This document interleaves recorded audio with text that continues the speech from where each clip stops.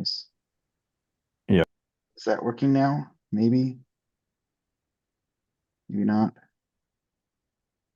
Still waiting.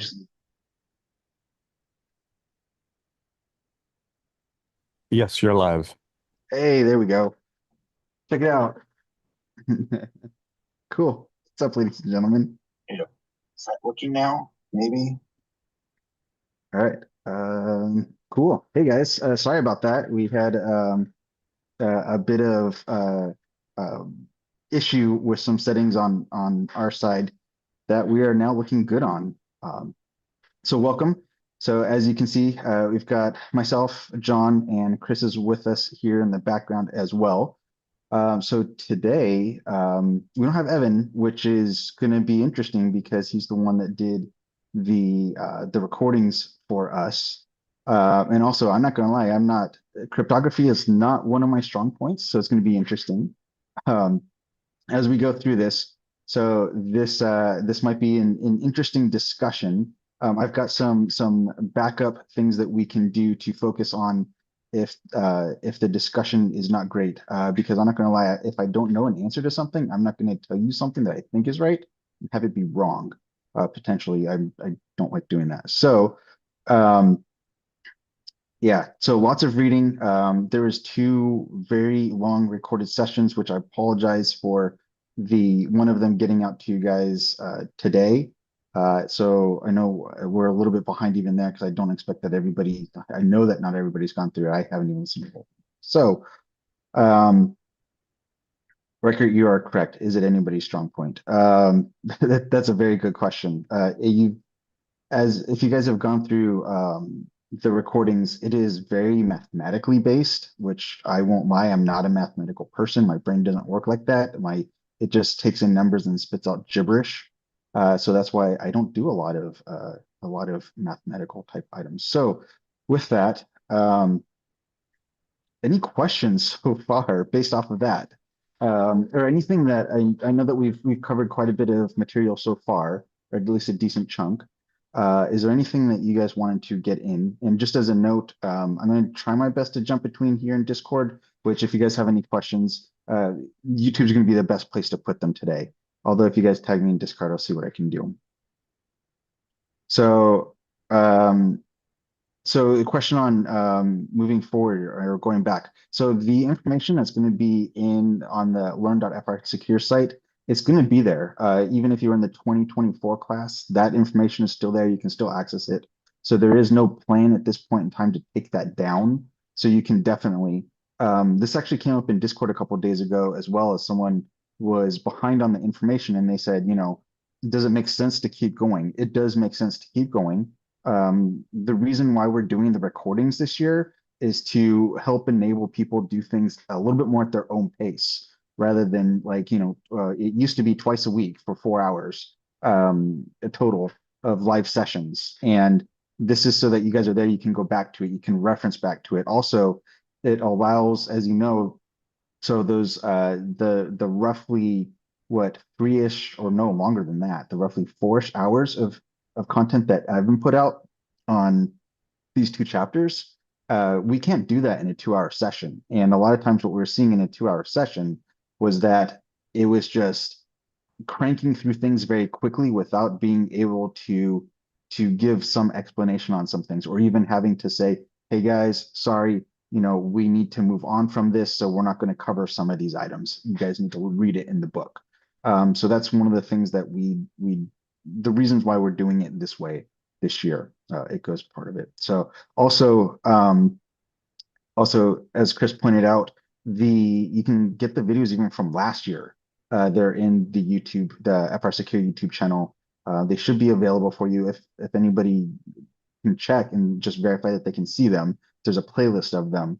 I'm pretty sure that they've gone public at this point in time. You don't have to have the specific link for it. So, oh, you can't go forward until you complete the channel. Oh, gotcha. So if that's the case, I apologize. I misunderstood. Um, if you mark something as done, it should let you go forward and then you can go back to that information. So that way yeah, it's going to say that you're 100% done if you mark everything as complete, but also it lets you move between that information as well. So it shouldn't be too much of an issue. Um, Good strategy for time for studying. So the the strategy for that one, John, I'm gonna have you chime in on this one because you've done this more recently than I have. But what I did is basically it ended up not being the best way to do it, but I just basically like 3 hours a day after work, I would set aside and just practice tests, flashcards, reading, making notes. I filled notebooks with charts and such, just copying them down so I could redo them. Um, which um, I apologize because you guys have probably heard this. There was actually one time I was sitting on the couch with the book in front of me and I was staring at it, and a half hour went by and I didn't even realize it. My wife looks at me, she's like, "Are you all right?" And I'm like in a dazed sort of sense, I'm like, "Yeah, I guess." She's like, "You haven't done anything for like a half hour." And I'm like, "I'm studying." She's like, "No, you're not." She's like, "Dude, you need to close the book. You need to do something else." And this was roughly 2 weeks before of my exam date. And I was hitting a burnout point in studying. And I basically that day, it was 7 o'clock at night at that point. Um, I basically closed the book. I didn't study at all that night. And then I worked the next day and I didn't study at all the next day. And I came back to it after that, doing better. But I needed that break because my brain was just going to mush. So, um, John, what do you have? What is your experience? What did you do? I was a repeat offender. I failed the first time I took the test because I didn't put enough into it. Quite frankly, I wasn't disciplined. I took a boot camp. I sat through the FRSecure twice. I took practice tests like crazy to the point of where I noticed that I was starting to memorize the practice tests, and that was an issue. And I had to read the book. I read the book, and I also exposed myself to other webinars that were available through O'Reilly. Being a government employee, there were some really great resources. So I pulled from about 6 to 8 different sources to get myself ready for the test. And quite frankly, when I sat down for the test, I still felt underprepared. Uh, I don't know if these were the test questions or what was going on. 11th hour CISSP, somebody just mentioned that CCCure. Those are great resources. I just don't think that any single resource, unfortunately, is a silver bullet. Uh, you got to get in there and the information, roll your sleeves up, and just beat your head and but know your limits. Everybody has their own way that they study and they pick up information. So, if you need a break, take breaks often and, you know, give yourself a timeline and then put yourself a date when you feel like you're very close. Yeah, the setting a date is one of the things. I think that's one of the best things that I did because I knew that I would never feel ready for it. And if I didn't set a date, I would have just kept pushing the date, saying, I'm going to get there, I'm going to get there. And eventually I was just going to give up. So that's why I set it. And it's like, I'm going to do it. Either I'm going to go in there, I'm going to pass it, or I'm going to fail and I can try again at some point. But I think that um, that was helpful because I knew when I had to get there. It wasn't hey, it's down the road somewhere. It's a reality. This is it. This is what I'm doing. So I know that Chris had said half-hour increments, which 20 to 30 minutes daily. So yeah, that works. Do it 20, 30 minutes, whether it's, hey, sometimes people have an hour lunch, right? And it takes them 15 minutes to eat. What are you going to do with that other time? Granted, sometimes you're going out with coworkers and such, but sometimes you're just sitting in an office doing nothing. Um, Taking that just a little bit of extra time, whether it's in the morning, in the evening, just sometime in the middle of the day, go for it. I know that I went a little hard, although when I was doing it, it was weird times where people weren't going out and about as much as they do now, and people were a little bit more confined to home. And also it's identifying how you study. that's one of the things that I came up with because it had been so long since I had done anything like this, like any sort of school related testing or anything like that. I had to figure out what worked, what was effective for me. I know repetition works. I know flashcard works. I know challenging myself, not just reading, which I'm gonna back John on the fact that there's no single resource for the CISSP that's going to get you there. You have to consume so much different material from so many different resources.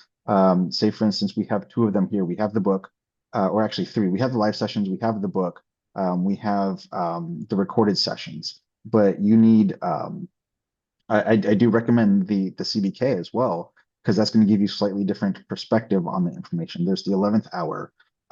Destination certification, if you guys haven't heard of that one, is a massive resource that I used when I was studying. And that was, they were just a YouTube channel at the time. They didn't have the website, they didn't have the book at the time, which those resources have grown widely. Um, I was talking about it with a group earlier this week of sunflower notes. I believe it's Thor Teaches is the name. Sunflower notes. It's a huge PDF of just all kinds of different information for you that you can go through. It covers pretty much everything. It is massive. People in chat are calling it other resources that they've used, which that's go into Discord, post it in there because people will be able to use that information. And not everybody's going to have the same information. And there's so many different resources out there that we can use. Um, it helps. So just to note, Inside Cloud and Security is another YouTube channel that I used a ton in my studies. So they were also great. Um, so let's see. There was a question in the chat about whether or not I felt that the boot camp helped for the cost. I was lucky and fortunate enough that my job paid for the boot camp, as it was a requirement for me to get CISSP to have an IAM level 3 position. I took a class that it was through training camp.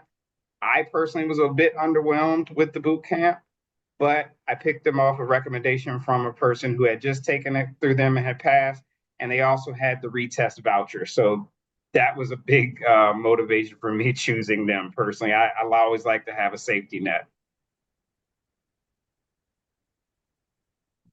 Right. So, um, honestly, we can talk about studying like all day long. I can go into like a whole 30-minute discussion about what I did and get specific, what I did weeks before the test, what I did 2 weeks before the test, what I did the week before the test.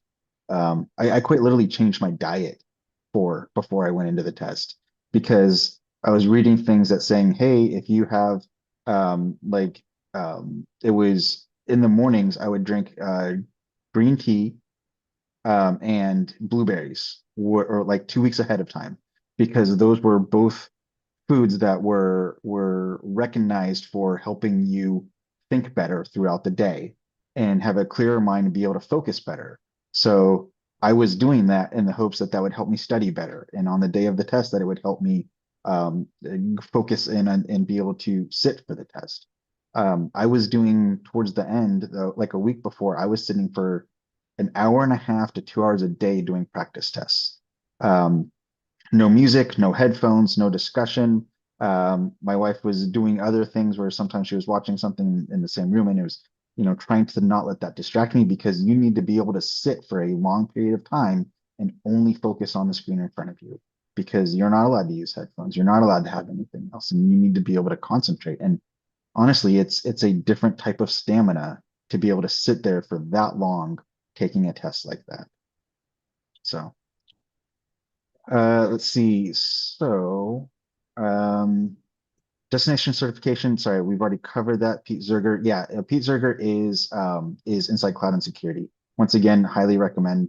I've watched so many of his videos, man. Um, we do have a Discord. Let me grab you a link here to it. I will throw it in chat. Uh, where are we? Any other resources that you would suggest, John? Gosh, there's so many. I was trying to get into my O'Reilly account to find the resource, and I couldn't find them. There's a guy, gosh, on YouTube. I'm drawing a blank, man. I'm sorry. It's all good. Let's see. So here is the Discord link. Let me know if that does not work for you. Let's see. So it's a certification for beginner. I would say that this is not a beginner certification. Um, if you're looking for something more beginner along the same lines, you can look at the ISC squared CC certification. Um, that is more meant for beginners. It's a sort of stepping stone to the CISSP. Last I heard it was free to go for it. So I don't know if that's still the case, but it's definitely worth looking into if you're a beginner. You do, in order to fully qualify for the certification, you have to have 5 years of experience related to it, to the domains. Let's see. Sorry, I'm looking through chat here. I'm sorry for the silent time here.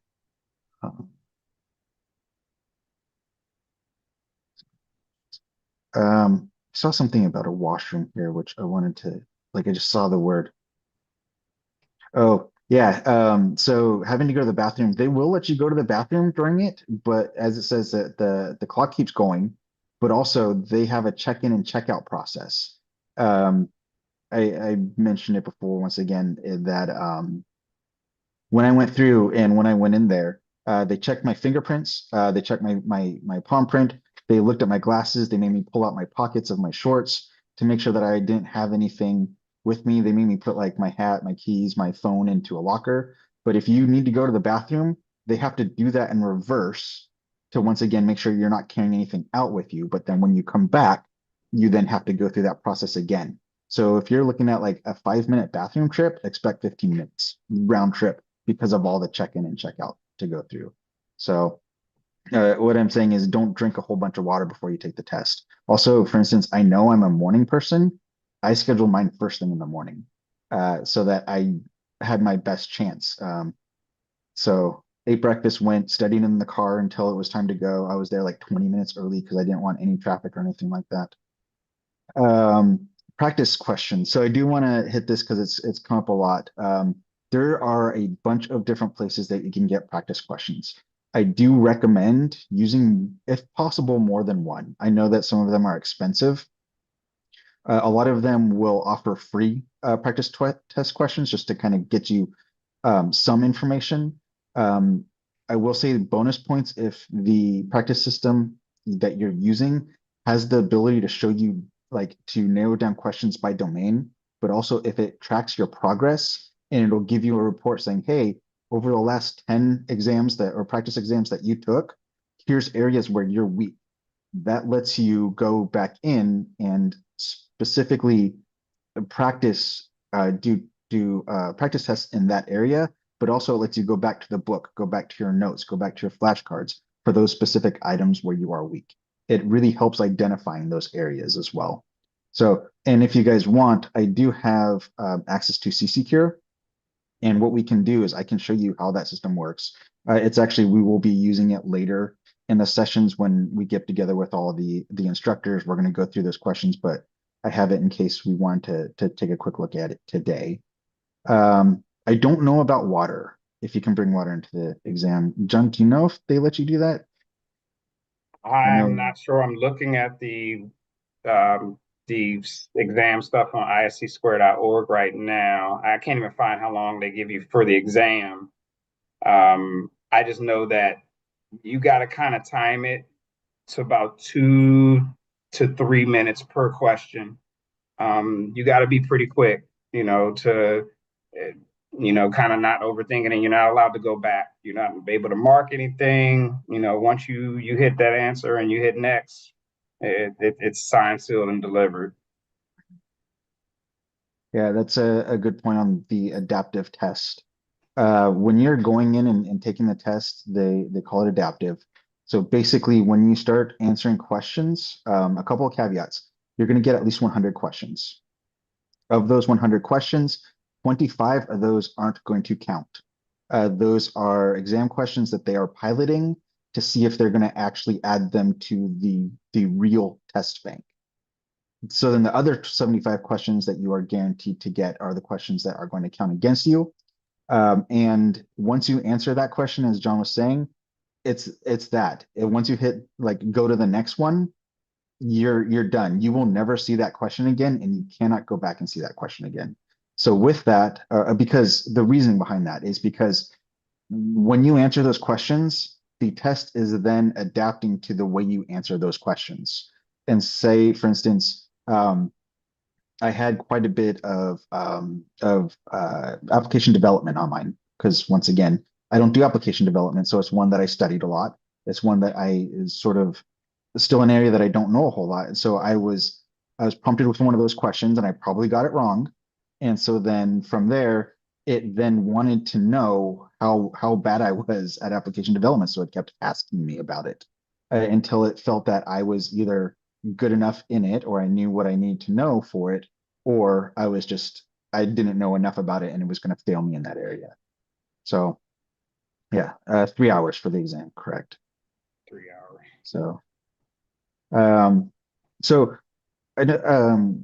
the ChatGPT giving questions.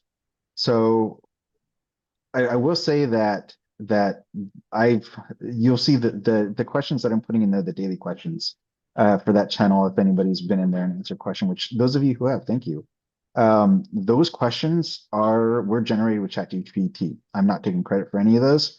But those are the sort of questions you're going to get out of there. So now I know that you can use it to adjust those questions, make them harder and such, but there's still, from all the questions that I've seen generated from ChatGPT or any other of those learning models, they haven't been able to really simulate one of the real questions on it.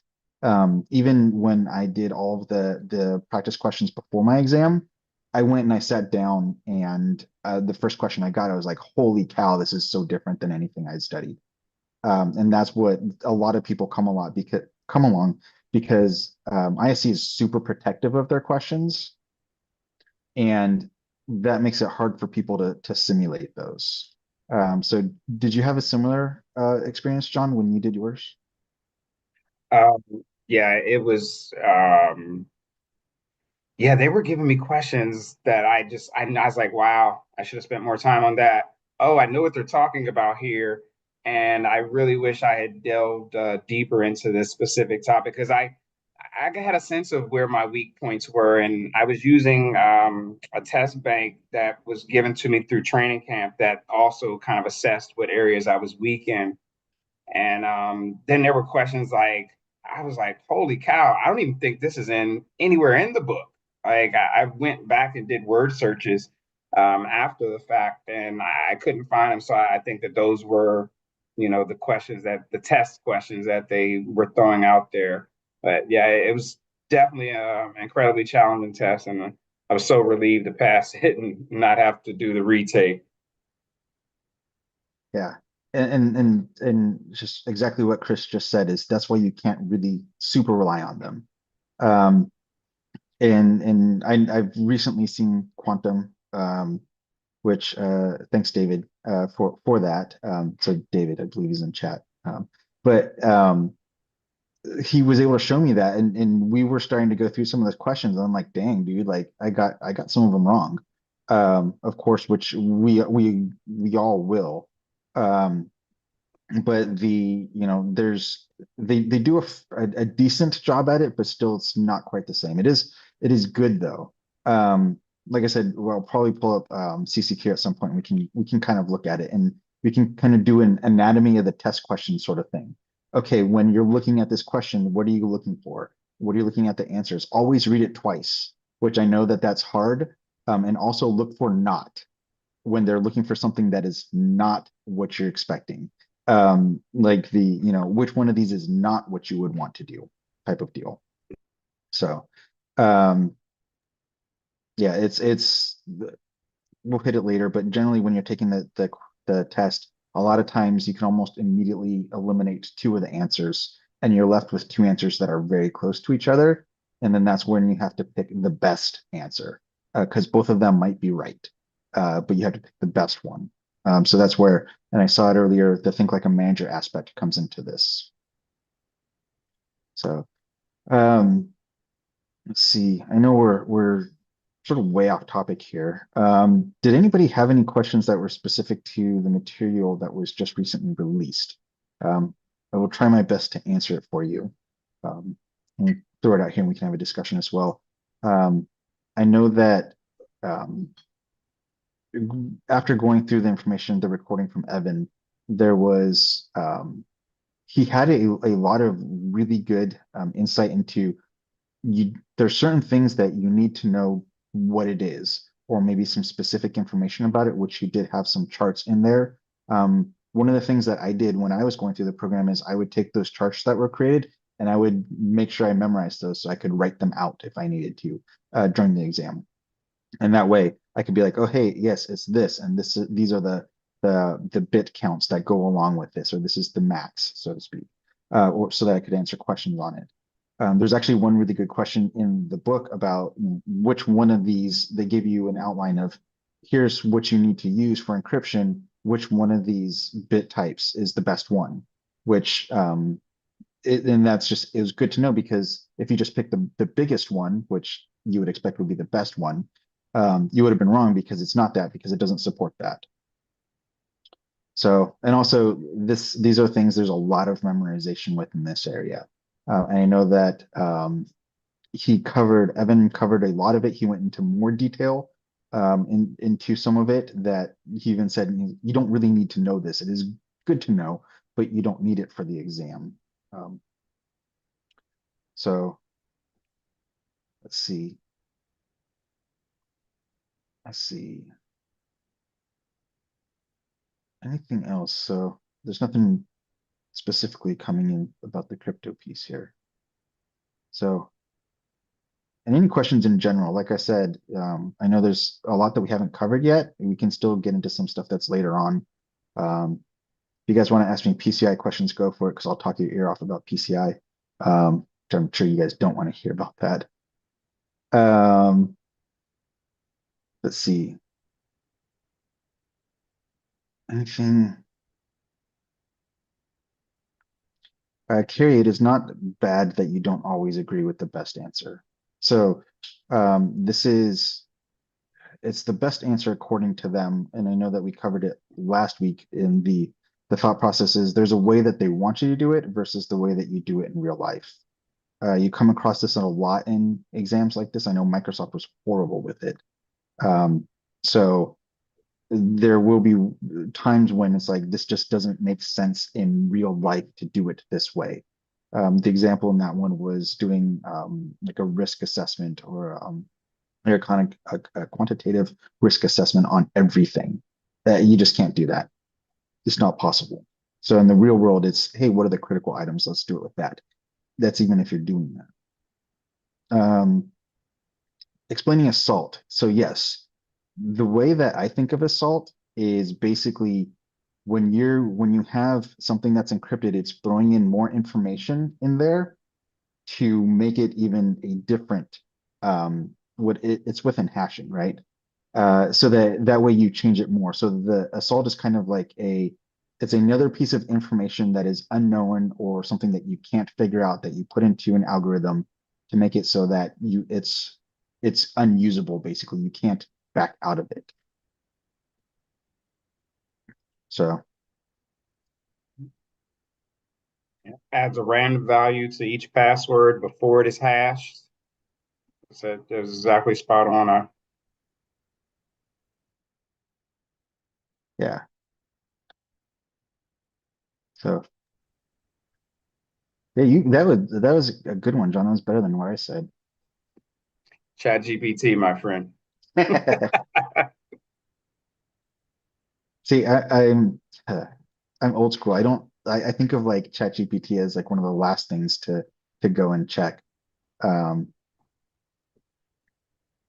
um, let's see, how long did it study for? John, how long did you study for? 7 months. 7 months? Yes, sir. So it was April is when I started the program. I think I started studying and reading the book about 2 weeks before that. And then I tested at the end of June. So April, May. So 3-ish months or so, I guess. Wow. I didn't think it was that short of time. I thought it was longer. So I will say that I had a background in technology where certain domains, like the technical domains like networking and such, I did not have to spend a lot of time on because I already knew that information. So it was some of those areas where if you're more on the policies, procedures, and management side of things, generally people in those areas tend to have trouble with those because it's the technical side of things where I was good on the technical side. I was not good on the policy procedure side. So let's see. Uh, for salting, I believe generally salting is built in to what you're doing. Um, Once again, that might be a good question for later, or that we can hit Evan with in the Discord. Um, it's I don't think it's something that you really see like on a regular basis. So let's see. No peppering that I know of. Let's see. Start and password. See. So a lot about salting, which once again, I'm not going to pretend to know like the deep details about it. I was hoping, like I know we had, I was hoping that Ryan or not Ryan, Evan was going to be able to be here because I know this is something that he likes to talk about.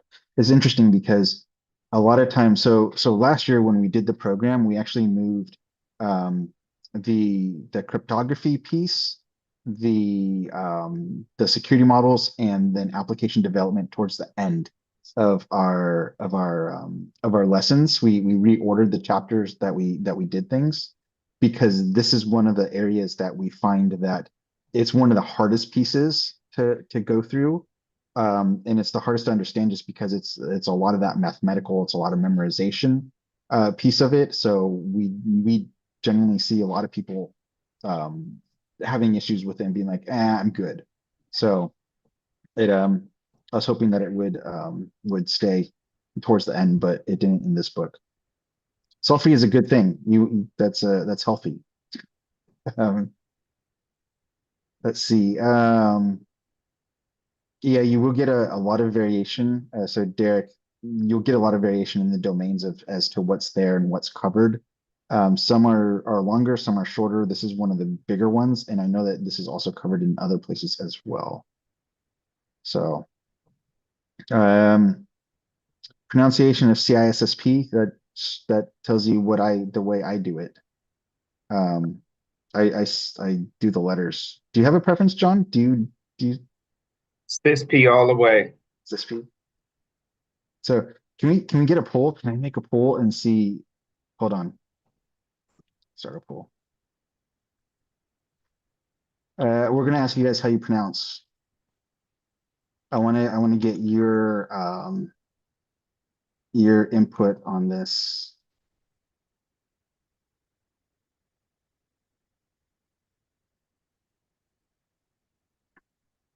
Chris does CISSP like you. Yep.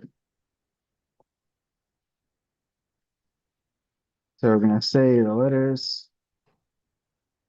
The other one is, and I'm probably um, spelling this out wrong. Um, CISP. What were the other? Are there? And then option is. There's probably going to be others. So watch, I'm going to misspell something in here. I'm going to look bad.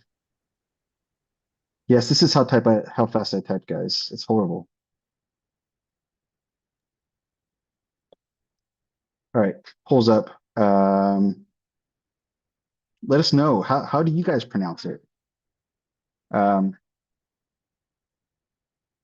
I'm curious. Did it? Cool. Oh, I'm horrible. I whenever I share my screen when I'm on with clients, I always tell them that they get bonus points for pointing out something I spelled wrong, or I like if I'm summarizing something if I summarized it wrong. They never seem to take me up on it. I'm totally serious. Um, like pointed out, I want to know if I did something wrong. Let's see. So I am going to stress the point that so the Evan had put into his slides specific it was towards the end of them when he was talking about symmetrical and asymmetrical um, tables of the different types and such and certain information associated with them. I do highly recommend that you guys look at that and know those tables because it's going to help you a ton with identifying the different pieces of those specific algorithms. So it is the worst when you have to type and share your screen and have it up there. It's like an immediately -10 to typing stat if you're sharing your screen. All right. What else? I know that some anything specific that you guys want to get into, or do you guys just want to see me bring up some practice tests so that you guys can see it, see what CCCure looks like? Um,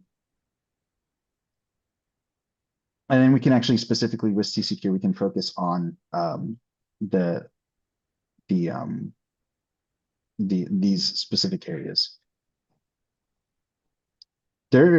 Chris, there isn't a specific crypto for PCI. They just want to know that, well, it depends on how you want to get into it. P2PE encryption is the big thing in PCI, which is going to be one of your SAQ pieces in the way that the devices talk. So yes, CCCure is the one I have access to. You guys want to see CCCure, huh? All right. So bonus points if you guys can point out something when I share this that that's you guys would not recommend that I would do, which let's see. Let me rearrange some screens here. So John, you said you are not familiar with CCQ, right? No, sir. I, Okay. I'm El Cheapo. I tried to do it the cheapest way I could. So I thought about that when I was doing it, and it's like, you know what? If I'm going to spend what $800-ish on a test, I'm going to spend like $100 or whatever it was on something that's going to help me with it. Um, actually, there's two things. If you guys pointed out, I'm going to give you bonus point as soon as Evan gets a contest started here. Um, so this is CCCure. Um, I'm going to throw this link into chat, and also. So that's CCCure and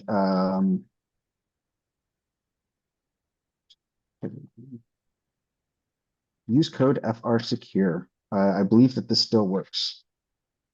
So I believe using FRSecure as the code would get you a 10% discount, I believe, maybe. So you guys are going to see a lot in this. Like I said, this is the one that I used. So you'll notice here that there are already tests that have happened. You're going to see generally a lot of them around this same time period because this is when we use this for our for the like at the end of the sessions for doing these. So let's go quiz, new kit quiz. So what we're going to do is study mode. So study mode is going to be, it's going to show us the answers like right when we hit them. Um, like it'll show us the example and all of that. We are going to go security testing, security operations, which this is what I'm going to verify the domains here because I can never remember what they are. So 3 between 3 and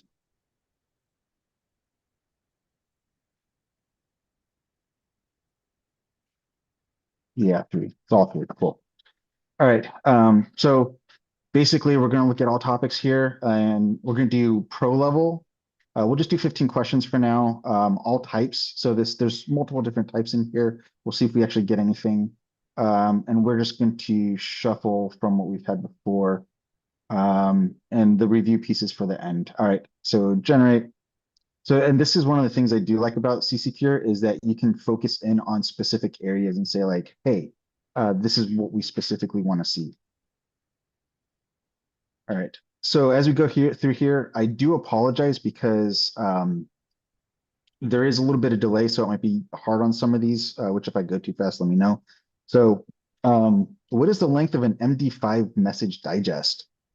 So I'm going to give you guys a little bit of time in chat um, to throw your answers out here. Just use ABCD. We'll know what it is, or if you want to put in the number, which as we're waiting, it does look like CISSP saying it that way is the main one with 75%. Got close to 100 votes now. So it looks like I'm doing it right. Score. All right. So these questions are going to be a mix. It is updated for 24, yes, but a lot of the questions from the previous versions are still valid. So, all right. So we've got a little bit of a mix of answers. So, John, do you have a preference on this one? What would you go for? I'm going to go 128 bits. 128? Nice. So you got the right answer. I was going to go 256. I would have been wrong. So this is, like I said, so it'll tell you right then and there, as long as you're in this mode of the exam. If you do it in test, it will not give you the answers until the end. And then if you go in here and hit summary, oh, that's the summary of the test. Where is it? Oh, show answer. Sorry. It will actually give you information into this. So say, for instance, if you got it wrong, you're like, well, why? What did I do wrong? You can go in here and you can look at this. And as you can see, it's not just telling you like, this is why it's wrong. It's actually giving you a lot of information that you could use for other pieces of this. Right.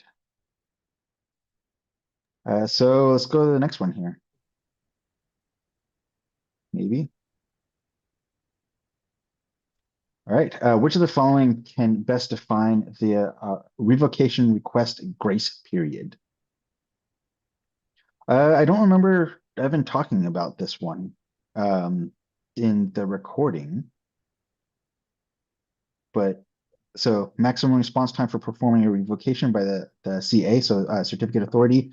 So I will note CAA is abbreviated here. In my experience with the exam is if it had something that was abbreviated, it would actually give you the full words for it. Did you have the same thing, John? Yes, sir. Okay, cool. So abbreviations are at least a little bit easier in that case with the exam because they do give you that. Right. So, or is it B, the period of time allotted within which the user must make a revocation request upon a revocation reason? Or is it the time period between the arrival of a revocation request and the publication of the revocation information by the issuer? Or is it the minimum response time for performing a revocation by the CA? So, Francis, there is no best test engine. There are a lot of different test engines. Each one, for the most part, has their bonuses and they have their cons, their pros and cons. So, if possible, I would say obviously you can't use them all because generally they're going to cost something, but a lot of times they offer free, trials and such. You can get at least a decent idea of the different versions of them. And so a lot of B's and C's. So this is not one of those areas where, for me, when looking at these, I can eliminate any of these just right off the bat. So let's see. So a lot of B's, a lot of C's. since I put you on the spot, John, last time, I'm going to go on this one. So, um, I think maximum response time, grace period, response time. So I don't think it's either the top two, following revocation, minimal response. So I think it's something more technical than that. Time period, time allotted within which the user must make a revocation request upon revocation reason. Time period between the arrival of vacation request and publication. So I'd probably go C on this one. Any thoughts on that? Probably going to be wrong. I'm going to hit it. C. Oh, so it is C. So it is the time period between the arrival of a revocation request and the publication of the revocation information by the user. So basically how long it takes for them to publish this. Once again, I don't remember hearing about this one, which I won't lie, I didn't read all of the book, so I don't know if it was there or not. But once again, go in here, be like, well, why? So you can go in here and see what the information is here as to what this is.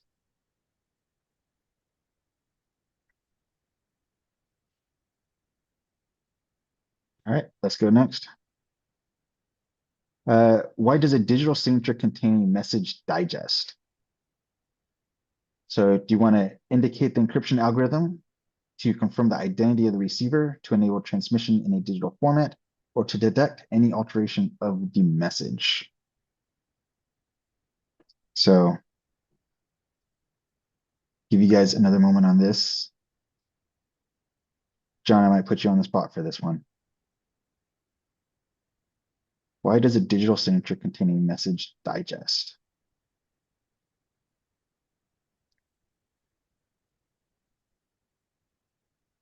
So Um, I'm going to go with B. I don't feel super confident about it, but I feel like digital signatures are to confirm your identity. So I'm that's what I'm gonna go with. Final all right. answer. So I'm just gonna say, is it the identity of the receiver? Oh God, great point. Attention to detail. The devil is in the details. Mhm. Then I'm gonna go with D then to detect any alteration of the message. Okay. Thanks for the Yeah, assist. nice one. So No yeah, so assist on the test. this is true. You don't get anyone to sit there and be like, "Hey, man, are you sure?" So once again, this points out a very one of those things you guys have to pay attention to is the wording. It is so important when you're going through this because one thing that I know I do, if I'm looking at an A, B, C, or D answer, and it's say, for instance, it's letter B, but D starts with a letter B, I will hit D instead of B because it starts with B. I've done that so many times, and I like, and when I was doing it, even on the practice test, I was doing it. So something to watch out for. And something, we've been, for those of us that are native English speakers, we've spoken our entire life. And for me, our brain looks for shortcuts. And for me, when I read, I saw confirm the identity, I stopped reading. I didn't read of the receiver. So, that really just goes with knowing yourself and, self-monitoring yourself for the things that you tend to do that, will have negative outcomes. Yep, Are that is there true. purposely misleading questions on the real exam? I'm not. I want to say yes, but they call them test questions. Yeah. So there will be, so one of the things that you will be presented with is a huge paragraph or two of information on the exam is a scenario, basically giving you all kinds of different information. And then you're going to get a one sentence question and four multiple choice questions on that. And you've got to look at that question and say, what information did I just read that's relevant to this question that is answers one of these? Right. And to do that, honestly, my suggestion for that is you read the question first, skip to the question, read it. So that way you know what you're looking for, or at least you can get your wheels turning as you read everything. And then you go through and read those sometimes it's just the first paragraph. Sometimes it's the second paragraph where the information that you actually need is. So I wouldn't say like John, I don't know if it's purposely misleading, but they sometimes give you information that is like just the wording is slightly changed on like the answers. So then you have to choose, okay, well, once again, going back to we can eliminate two of these items generally, and then you have two left that are really close. And sometimes it's just one word is different. And then that's what it specifically is looking at. That's that one word makes all the difference. Or the best answer, like what will a manager do in this scenario? Because that's what you're looking for. You're looking for a management sort of scenario rather than saying, hey, this is something that needs to be done. How is it going to be handled? It's not, I'm going to go do this. I'm going to delegate this for someone to go do this because I'm the manager. They're the person that does it, so to speak. All right. We're going to go ahead and go to the next one here. Electronic signatures can prevent messages from being disclosed, repudiated, forwarded, or erased. Electronic prevent the messages from being disclosed, repudiated, forwarded, or erased. All right. That's a softball, man. It's B. It's B. Yeah. I agree. Yeah. When you guys find anything like this on the exam itself, be thankful that you've got one like this. They are out there. They're just rare. All right. Anybody have any question as to why it was B? So we can talk about repudiation or non-repudiation.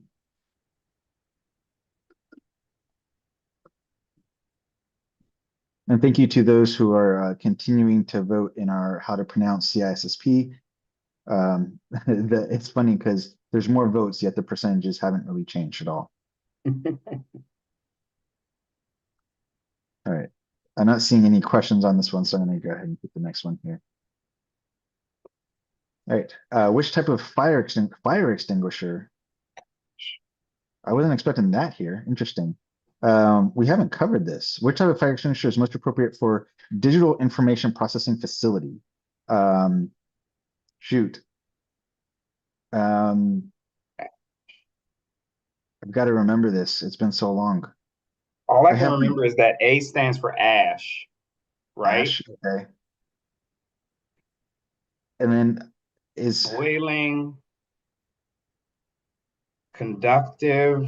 I could be completely off here. so C for conductive. I think so. So okay, so it'd be type C in this one. So it's type D. I'm seeing type D, type A, B, I can't or well, remember. I had it in my brain. I can't remember the how that there was a way that I had it kind of all broken out. it's yeah. So this is one that you guys are going to have to know when we come up to it. Um, so and there will be ways to memorize this. We'll have that information laid out for you guys. But this is a really good example because even now when people were saying like CDA, like I'm going like, oh, it's type C or type D rather than A being type C, B being type B, C being type D. So if someone had said like, oh yeah, it's C, I would have gone type C, not the answer C, which is type D. Um, I think you can show the answer without answering the question. Yeah, it'll show you. So it is type C, it is D. Um, the so in this case, let's go ahead and hit it. Oh, it's type C. Never mind. See, I did it again.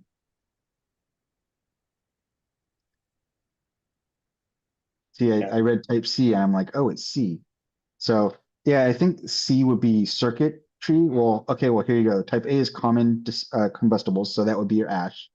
B is for liquids, um, petroleum and coolants. I think I forget what the information is on that one. D is used for fighting metal fires. So in this case, I would have said D for digital, potentially because all your circuits and such are going to be made from those sorts of metals. Class K is fires for cooking oils and fats. Yeah, this is just a personal thing. If you guys are cooking something and you guys have oil in your kitchen, don't put water on it. That's bad. Get something else on it. B, boil. There you go. Thank you. Yeah. Yeah. A is for ash, B is for boil, C is for current, D is dense metals, and K for kitchen. That's even better than what I just said. So, and then once again, we have a lot of information here to for you guys on that one, which we, like I said, we will cover this. Exactly, baking soda. If you want to see why that's not a good idea to put water on it, go look up, like, there's so many different videos on the internet of people putting water into fires and it being bad. You guys can look that up.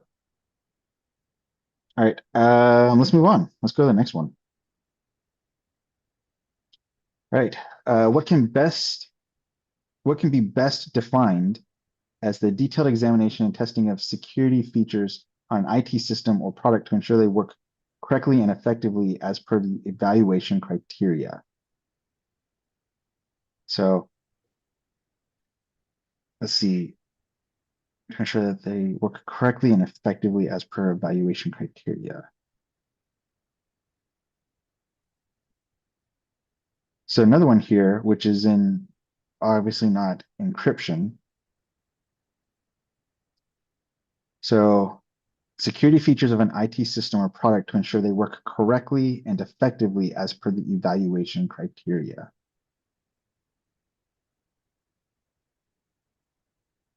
So I see some certification, I see some acceptance testing, see a bit more. It's okay, Tyler. I probably would make the same mistake too, even knowing that I'm not supposed to. So we've got some more certification, common criteria certification testing, more D's, some A's. So honestly, when I was reading it over, acceptance testing is what popped out for me. So, but any thoughts on that? Like I said, I'm probably wrong, although I tend to go with Chris on this one. But that's what jumped out at me.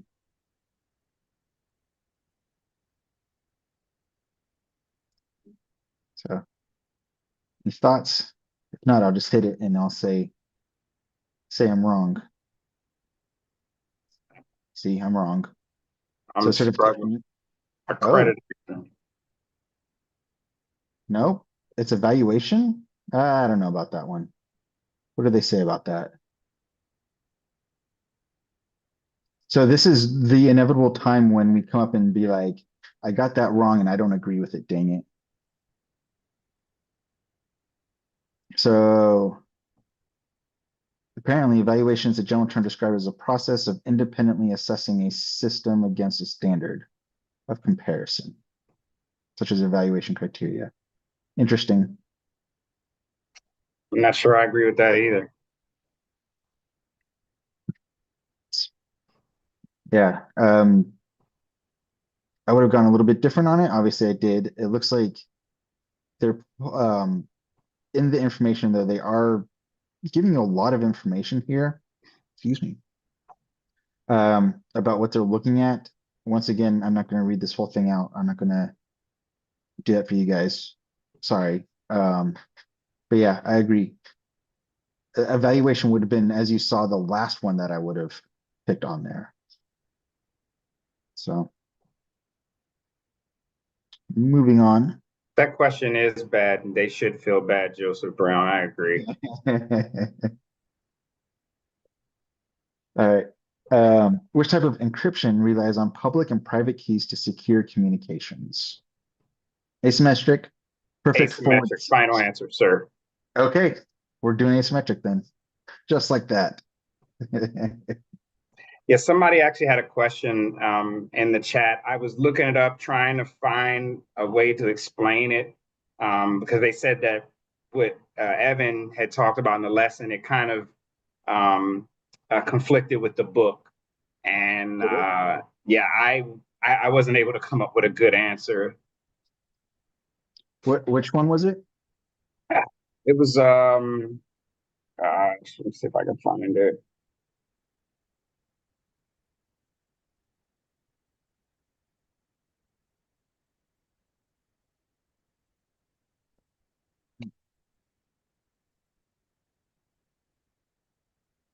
Uh, oh, Well, while John's looking at that, I do want to caution you guys when you guys are taking the exam and you guys see an answer that you think is correct, make sure you read the rest of them first. Don't just hit that and be like, I'm doing that one, I'm sending it. Always read everything on it. That would be my suggestion because once again, in this test, there might be a better answer that they're looking for. So this one's pretty straightforward, but sometimes you're going to get some answers that are quite lengthy that you have to read through. yeah, I'm for some reason my chat's not letting me go back to where that message was at, unfortunately. Gotcha. So just a note is if you guys do throw any questions out there and we have not answered them, uh, you know, don't worry about throwing that out there again and asking again if you guys want to get an answer. It's definitely okay to do. He posted it again. I was asking if the public key is able to decrypt messages from the private key. I thought it was one way only. Public can encrypt for private, but private cannot decrypt public keys.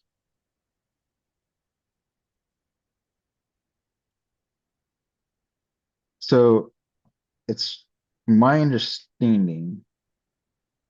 So public key. So when you have a private key, you encrypt with the private key, and then say you send an email. And then there's the public key, which then the person would use to decrypt that message, um, so that they could see that message. And then that's the way that I thought it worked. So then say for instance, if you were then like for instance, you wouldn't encrypt something with someone's public key because you'd want to encrypt it with your own private key, if that makes sense. And that might be being contradictory to what Evan said, but that's the way that I remember it being. Private decrypts and public encrypts. Is that the way it works? Let's see what Evan said.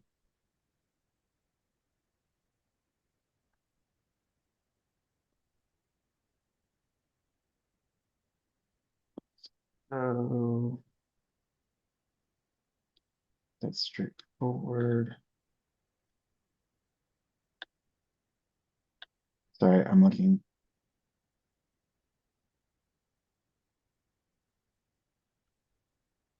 Yeah, so I said it backwards. So asymmetric, public key is to encrypt, private key is to decrypt. Example, RSA, for instance.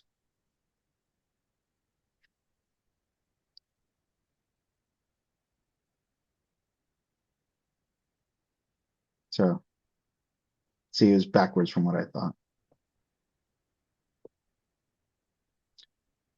So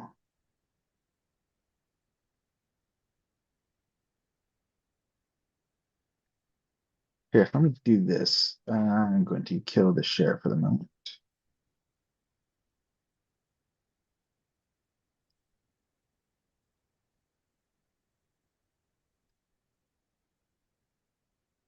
So where this is 78.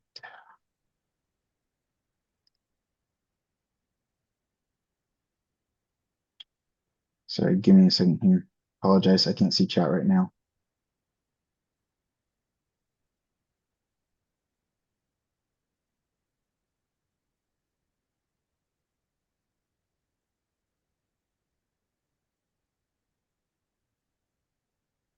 Go ahead.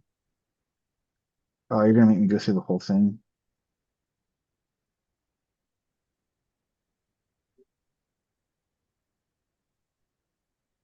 Sorry, I'm an absolute failure at whatchamacallit here, PowerPoint. I'm not a master.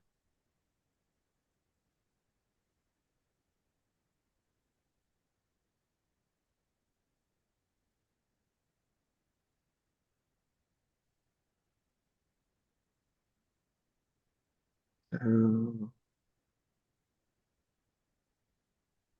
sorry for the dead air time, guys.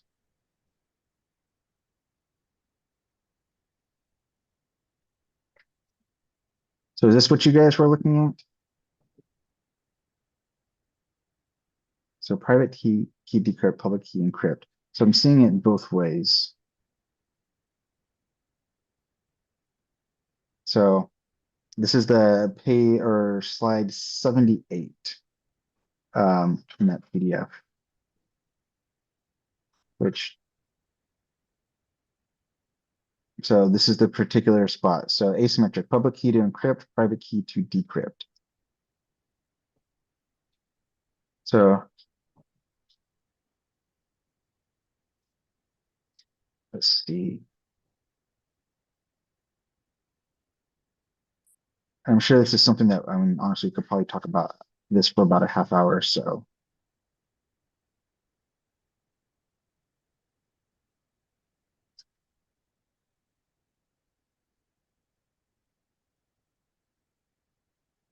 So what's the, so what we're trying to determine is which one is correct, which way it goes. Is that, am I correct on that?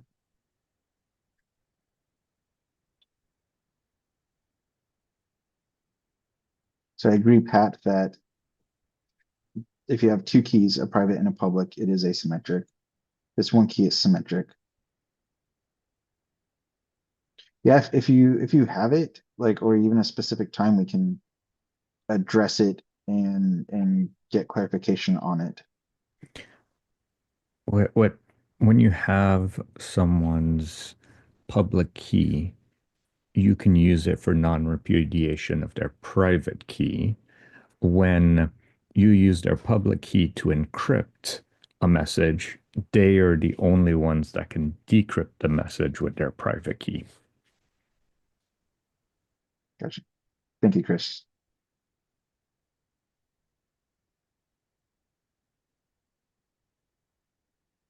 So does that help, guys, ladies and gents?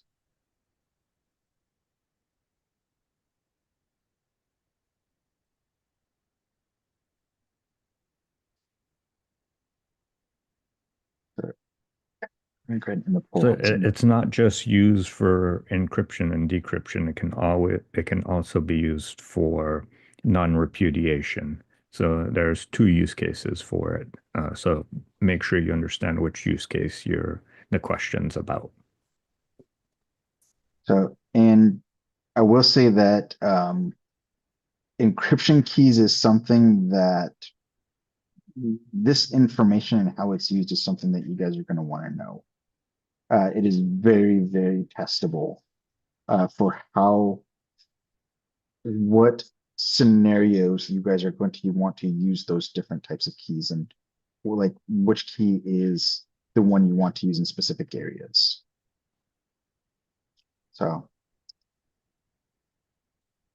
in They're also gonna dive in a lot to the speed of keys and how quick it is to encrypt and decrypt and what type of keys will work better in one situation, symmetric versus asymmetric. And that's something that you should understand about them as well as which ones have been cracked and which ones are still safe to use. Thank you, Chris.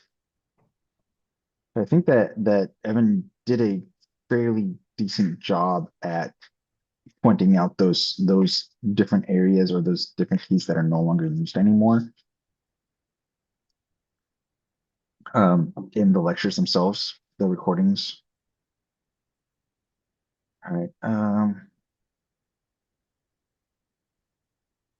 So let's see.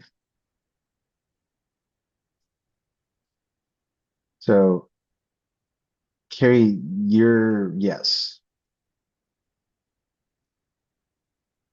So exactly as you said, public key is out there. It's for you to share with other people. Private key is yours. If your private key becomes compromised, then you need to go and you need to change that. So, all right. Did that get answered for you guys? Is that more clear than it was?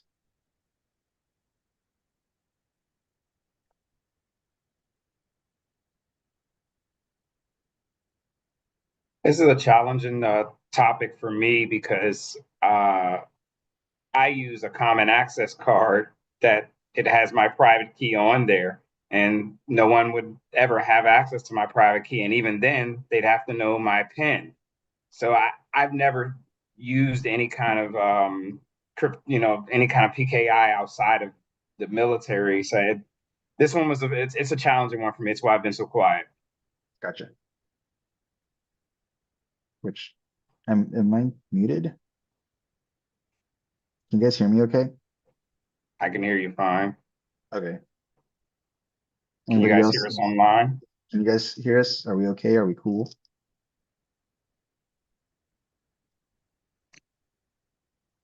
Gotcha. Cool. All right. So we're gonna go ahead. We're gonna keep going here. And I'm gonna go ahead and get this back up here. Which, like I said, I'm wondering if maybe we pull in and get some more discussion going when we've got, say, Evan back or one of the other guys on this, because, like I said, this isn't a strong point of mine. Unfortunately, this area is actually in terms of the ones that we don't have.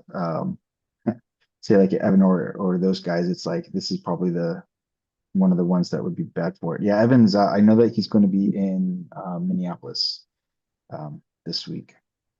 So, got a new question for you guys. Which of the following was not designed to be a proprietary encryption algorithm?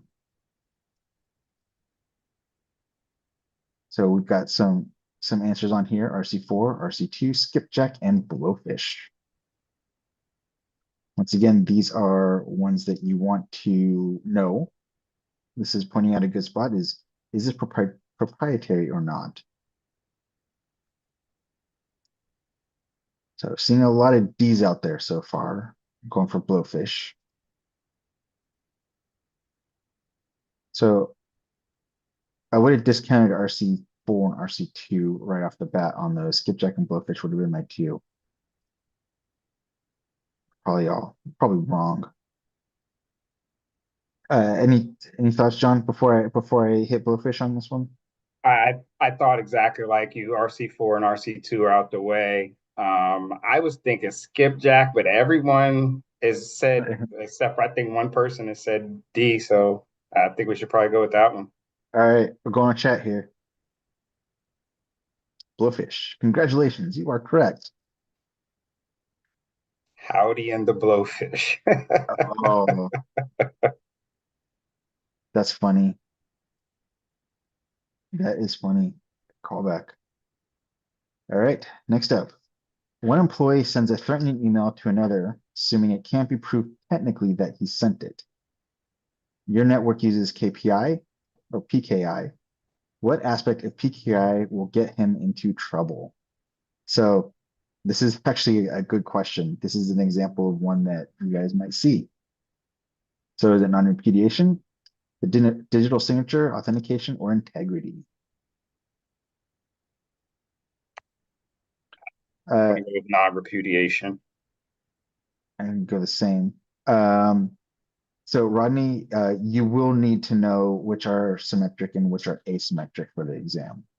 So when you're studying the encryption pieces, make sure that you've got something that's like these are the specific asymmetrics, these are the symmetric.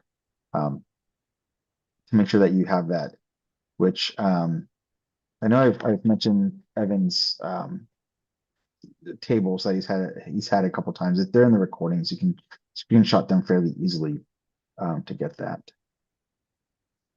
So there's also, let me see, do I still have it here? I thought I might have saved it. There we go.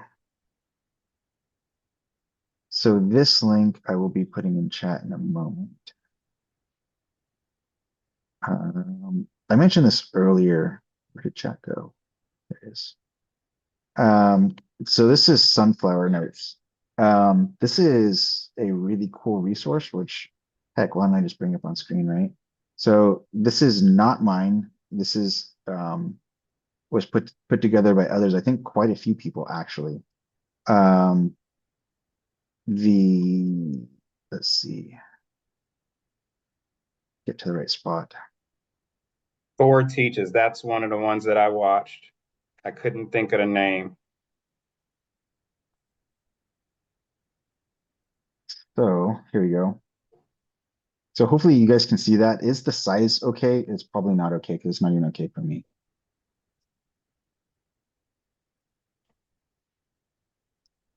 So I'll go here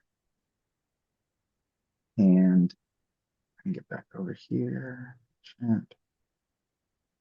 So this is a really, really good resource for studying for you guys. As you can see on my screen, there's a whole lot of very dense information here. Um, that it's a lot of information, but this is good to have to go over. There are going to be places where you can look at certain things and say like, hey, this is information that I need in a small area. Say, for instance, breaking out the different types. I know Evan talked about IDEA quite a bit, for instance. So it's well worth looking at this, having a copy of this. And let's see. So here you go. You get asymmetric or symmetric versus asymmetric key systems broken out here for you guys. And the attributes of them, so what they are, but then also down here, you're going to get symmetric algorithms and you're going to get the specific information to it. Once again, this is information, like I said, the way I study, I put this all into a chart. So I can try and memorize that chart and recreate it. And I'd have all these listed here. I'd have them along with the asymmetrics. And so that way I could be like, okay, what does this one do? How many bits does it do? Is it something that is currently in place? Can we be used it or has it been depreciated? So a huge, huge, huge bonus on this one for you guys to go through. It's got so much information on it. I will say that I don't know if this has been updated for the new information, but as you guys have probably heard, the information here is like 95% of this is still valid and still usable. So it's well worth it. So, all right, so go back to here. So non-repudiation is what we're going with on this one, correct? Yeah. Cool. There you go. So you guys are correct. It is non-repudiation. So why? Because you want to prove that that person sent it, and you can use that using PKI. All right, moving along. Complete the following sentence. A message can be encrypted, which provides what? Authentication, integrity, non-repudiation, or confidentiality. So any of these could be valid. I mean, these are all things that we talk about a lot. These are all things that you guys really need to know what these are for CISSP, but which one is the basis of it? So, see some D's coming up in chat. So, which this is one of those ones where what's the best answer? Because I know that basically all these apply. So what's the best answer? So confidentiality, I'm going to roll with it and say that's it, which, yep.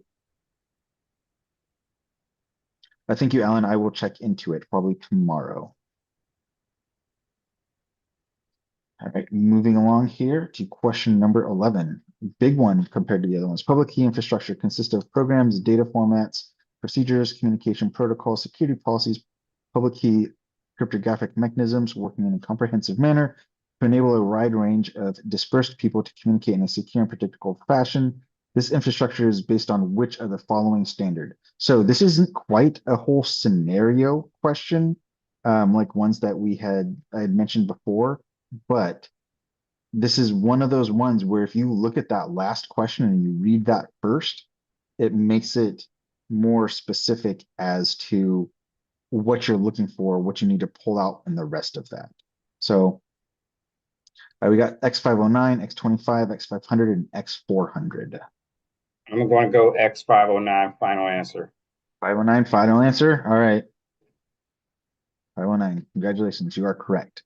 It jumped out at me. Those other answers didn't even look close. Gotcha. So I'm just going to point it again for those of you, well, I guess if you guys are using CCCure, you guys can find out what those other things are generally. Oh, they don't go super deep into this one, but well worth looking into it. If you guys, and this is one of the reasons why I suggest CCCure is because you can get information like this out of it. It's not just this is the answer. Somewhere in the back of my memory bank, it registered to me that the other answers don't have anything to do with PKI, as it showed down in the show answer why the other answers were incorrect. One's LDAP, one's email, and another one's a frame relay. Frame relay. You don't hear that very often anymore. No. All right. Next up, the preferred authentication protocol for Microsoft Active Directory domain. So once again, this is a little bit outside the encryption area, but still relevant. For those of you guys who have been working technical or domain admins and such, you guys probably know this one right off the top of your head. Did you get into, are you a technical guy, John? I don't know if we've talked about that aspect of it. Unfortunately not. Okay. But I think the answer is Kerberos because I got it wrong so many times. And in Kerberos, to me, I was thinking more Unix type stuff for some reason with Kerberos, but I believe it's Kerberos. Yep. Cool. Then we're going with Kerberos on that one, and you are correct on that. I agree. I always think it's funny because one of the attacks that's out there is called Kerber roasting. And that's one, it always pops out in my head that's one of the ways that I remember it because the name of the attack is funny, to me, at least in my brain. So honestly, any little thing that you guys can use that will help you guys remember these types of things, use it. Even if it's something silly, if it's something off the wall, if it doesn't make sense to other people, as long as it makes sense to you to help you remember something, because there is so much memorization on this, use it to your advantage.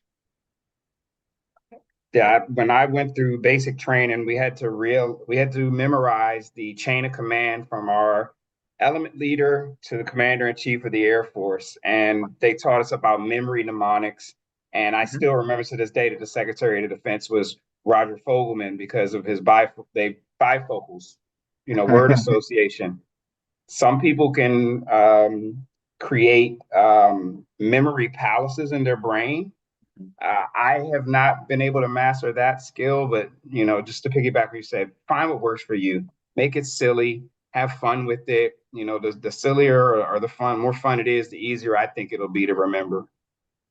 Yeah, if they probably have it, but like the Sherlock like TV show or whatever that they did with Benedict Cumberbatch and Martin Freeman, like I think that they actually go into that. Like they show how he does things, and that's one of the things that he does, like the Mind Palace, or there's I'm sure that there's YouTube videos about it out there of how you can do that, but that is one of those things that you probably need to develop as a skill in order to use it effectively. But hey, if you want to go for it, go for it. I just have bad memory, so I've never tried to. Could you click on show answer real quick? Someone had a course. question about how do we remember this answer? So this is one where honestly, to me, it's second nature just because I grew up in Active Directory. in Microsoft. So, you know, I went to that like just like, hey, it was there. I know that that doesn't help you. Um, I know that Chris said the three-headed dog. So I like Cerberus, Kerberos. Um, so there's unfortunately it's hard to give you like this is the way that you'll know it. Um, although I will say Kerberos is not a word that you generally see very often. So I associate with Microsoft. So And the rest of isn't the answers, Kerberos the three-headed dog, Cerberus from mythology? yes.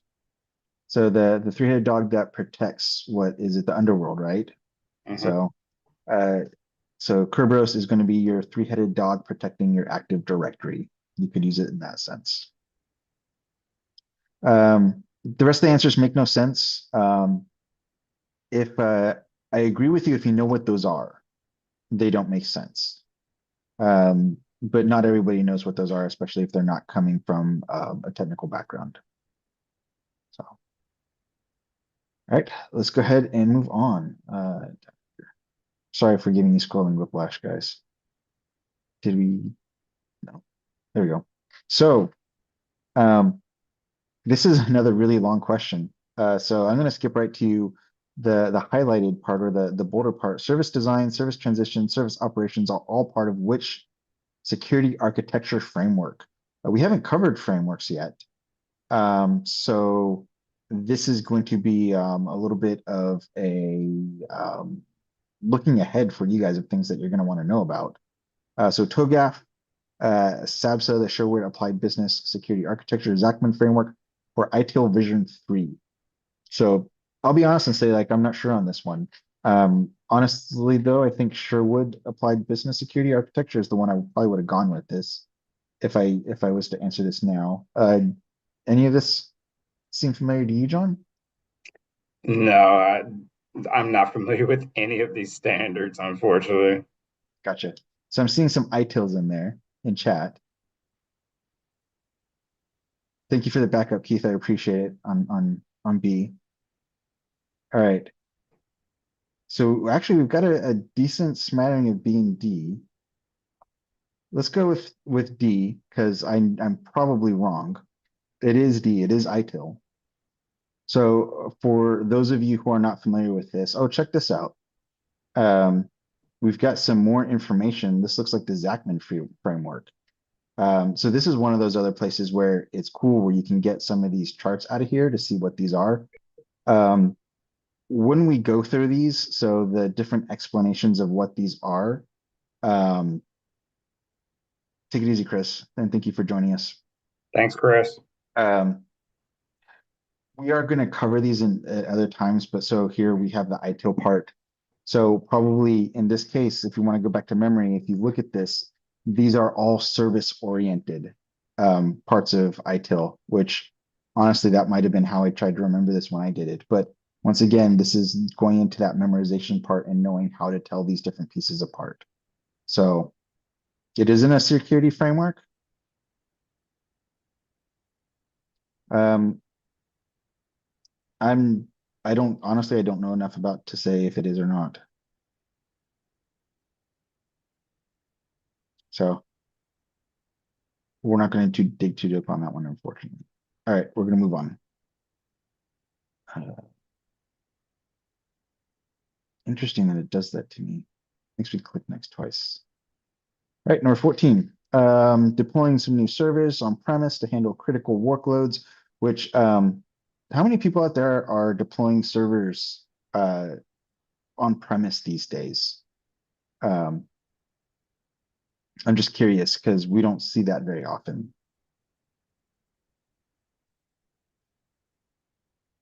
So ITIL version 4.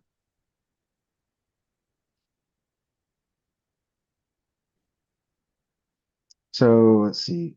It's not a security framework, it's a service delivery. Interesting. Like I said, I don't know enough about ITIL, unfortunately, to say one way or the other.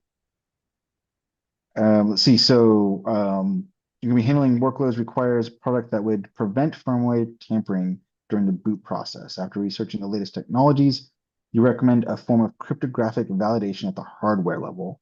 Which of the following describes how a silicon root of trust would achieve this goal? I'm guessing this is something like a TPM chip at this point. It uses physical security module that blocks unauthorized access. It uses dynamic runtime encryption to secure software operations. It validates that all firmware is encrypted during the boot process, or it validates the firmware and boot later by running specific security functions. I haven't thought about this stuff since I took the exam. I'm gonna back you up on that A answer when you said a TPM. Yep. So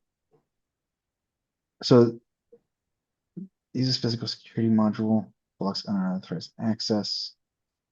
So I think that the TPM is not quite just that though, right? It's more of it's securing the system. Oh, I'm getting mixed up with something else maybe at this point. I'm seeing a lot of A's though, but leaning towards D. Validates firmware and boot later running specific security functions. So let's go with A. That's what I'm seeing most in chat. So wrong answer. So it's not A, so it's not blocking unauthorized access. I would think that the encryption, like on the device itself, would be blocking that unauthorized access, or the like if it was booting into BIOS or something along those lines. So uses dynamic runtime encryption to secure software operations. Maybe validates all firmware is encrypted during the boot process. So what are we looking for here again? So this is at the point where I would go back and read the question. Which of the following best describes how a silicon root of trust would achieve this goal? The goal of deploying new service requires product would prevent firmware tampering. So we want to secure the firmware. In that case, I'd probably go with C. But I'm seeing a lot of D's. Let's go D. You guys are correct, and I am wrong.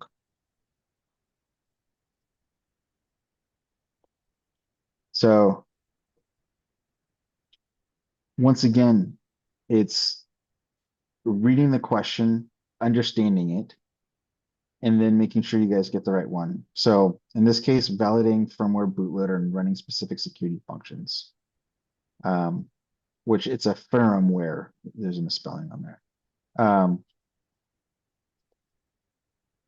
So moving on to the next one. Any thoughts on that one, John, or is it more of just, okay, that makes sense?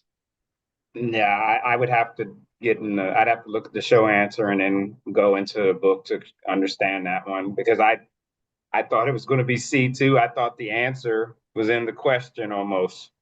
Gotcha. All right. Here we go to the next one. All right. Financial institution is looking into the use of blockchain technology to improve its security and integrity of its transaction history. Which of the following characteristics of blockchain make it particularly resistant to loss of data integrity? I don't know a ton about blockchain. I'm not gonna lie. I don't really remember covering it much in my studies previously, so I don't know if this is new or not. It probably isn't. I probably just purged that information. So it uses a distributed ledger to validate and add transactions. I know that that's something that blockchain does, just in the little I know. It's enhanced auditing capabilities to detect anomalies as they occur. Maybe.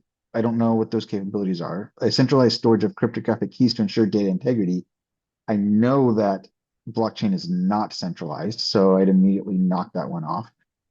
And consumer private keys are stored in encrypted hardware wallet for added security. I don't know about that. I know that cryptocurrencies use a lot of this, right? I'm not a crypto guy. I'm not gonna lie. Are you a crypto guy, John? Do you get into any of those currencies or anything? No, I very baseline understanding of it. Distributed ledger jumped out at me, but then D started to seem kind of plausible as well because I remember a guy lost a hard drive that had a Bitcoin on it and said, yeah, I'm unsure on this one. Gotcha. Okay. So I'm We seeing got a lot of all A. A's. Yep. So we'll go with it. And it is the distributed ledger. So this is being recorded, Jerry. Yes. You will be able you should be able to use this link to get there. Also, it's posted in Discord as well. To answer the question, how is this thinking like a manager? This is if you're out there and you're trying to figure out for the organization how you're going to do this, it might be up to you to say, hey, this is what we need to do. And to know these basics on it. So granted, not all of the questions that you're going to get are going to be specifically management focused. I will say that. So Yeah, I got that advice to the point that it made me sick of hearing it. People saying, think like a manager, think like a manager. And I personally, there were questions where you definitely had to think like a manager and not like a technician, but there were other questions where that didn't apply. It's a it's a tricky test, for a reason. This is how you get the ticket to the dance, to the big dance. You get your CISSP as the gold standard and cybersecurity.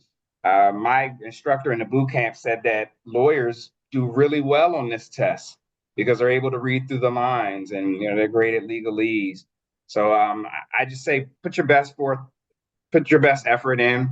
And when you feel like you're giving enough, dig a little deeper and maybe pull another 10 or 15% and you'll be fine.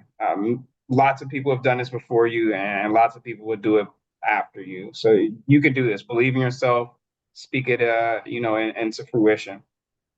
yep. All right. So that's our last question here. We're coming up on time, so I'm not going to start another one. As we're sort of wrapping up here, um, anything that you guys want to get out there or discuss in the last little bit here? I'm gonna go ahead and stop taking over your screens. Thoughts, questions, concerns, answers? I'll take answers. Before we call it a night here.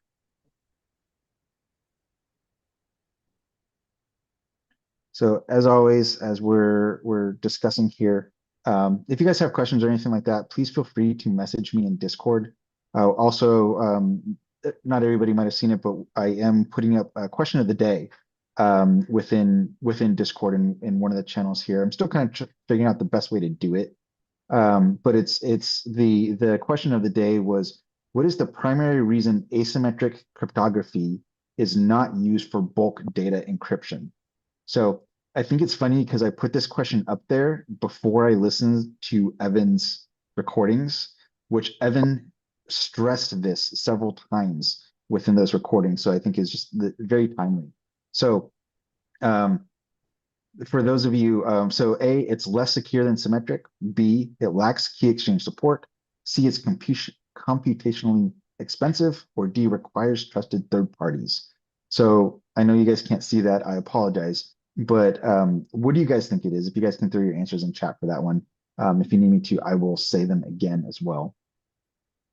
So which one is it? So I think it's a good question for the day. So which is this up to date? So Discord server, let me grab another link for you here. Also, I think I went off topic. So feel free to DM me in Discord, hit me in there. If you guys have any questions or anything like that. Heck, if you guys hate what I'm doing and you want to be like, why are you doing this? Let me know. Let me know what I need to change. There's the link for Discord. So the question is, what is the primary reason asymmetric cryptography is not used for bulk data encryption? A, it is less secure than Symmetric. B, it lacks key exchange support. C, it's computationally expensive. Or D, it requires trusted third parties. So, and you guys can go ahead and look in there. These are going to be posted on a daily basis for the time being.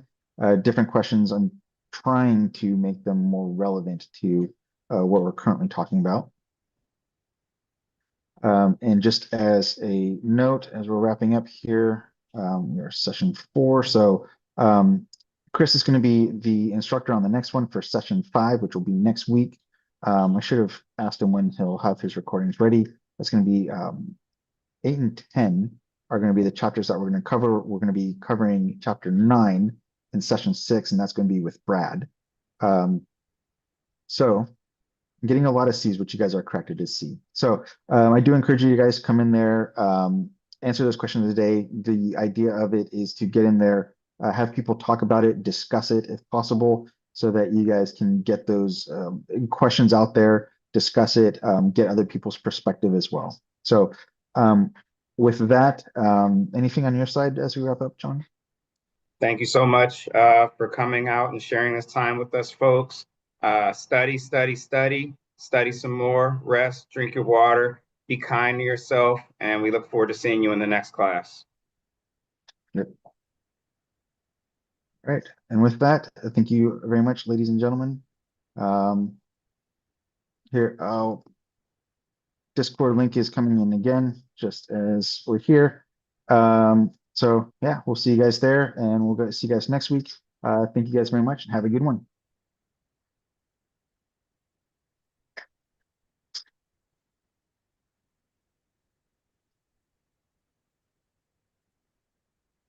All right, I think it's